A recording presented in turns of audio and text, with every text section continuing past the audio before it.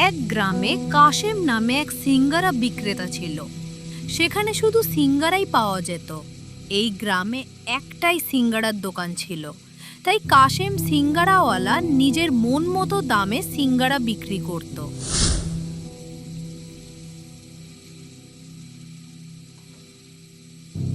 দাদা, তাড়াতাড়ি আমাকে গরম গরম এক প্লেট সিঙ্গারা দাও তো। দিচ্ছি, কিন্তু গরম গরম সিঙ্গারার এক প্লেট 50 টাকা। কি বলো কাশেমদা, গতকাল তো খেলাম 30 টাকা। গতকাল ছিল গতকাল, আজ বাজারে তেলের দাম বেড়েছে, তাই আমারও দাম বেড়েছে। কিন্তু এত বেশি দাম নিলে গরিব মানুষ খাবে কি? গরিব মানুষ সিঙ্গারা খেতে আসে কেন? গরিব মানুষের সিঙ্গারা খাওয়ার দরকার নেই। এইভাবে মানুষের কষ্ট নিয়ে ঠাট্টা করা ঠিক না বাবা। ও হে বুড়ো, এই বাজারে আমার বিরুদ্ধে কথা বলার সাহস কারো নেই। এদিকে এক যুবক বাজারে আসে। ছেলেটা এই গ্রামে নতুন ছিল।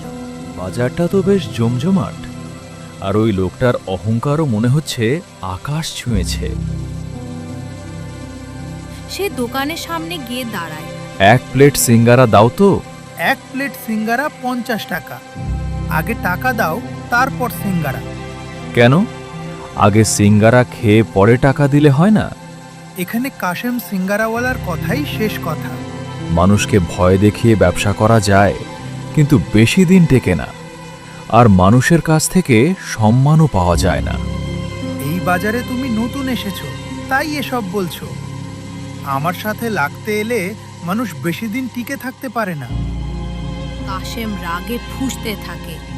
লোভ আর অহংকারে অন্ধ হয়ে গিয়েছিল সে। ছেলেটা এই গ্রামে নতুন, কিন্তু তার বাবা মা এই গ্রামেরই মানুষ ছিল। সে ছোটবেলা থেকে শহরে বড় হয়েছে। কিছুদিন আগে তার বাবা মা এক দুর্ঘটনায় মারা যায়, তাই সে ঠিক করেছিল শহরে আর থাকবে না, এই গ্রামেই চলে আসবে। কেউ কি বাড়িতে আছো? শুনছেন? কেউ কি আছেন?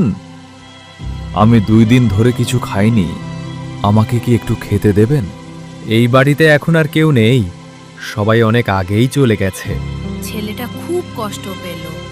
তাহলে আমি এখন কোথায় যাব? তার পকেটে শুধু কিছু টাকা ছিল। সে বাজারে গিয়ে আবার কাশেমের দোকানের সামনে দাঁড়ালো। এক প্লেট সিঙ্গারা দাও। আগে টাকা দাও। এই নাও।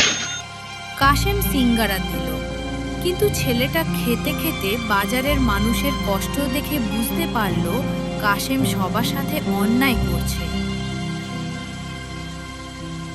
ছেলেটা নিজের শেষ টাকা দিয়ে ছোট্ট একটা সিঙ্গারার দোকান দিল। আমার দোকানে গরিব আর বড়লোক সবাই সমান দামে সিঙ্গারা পাবে।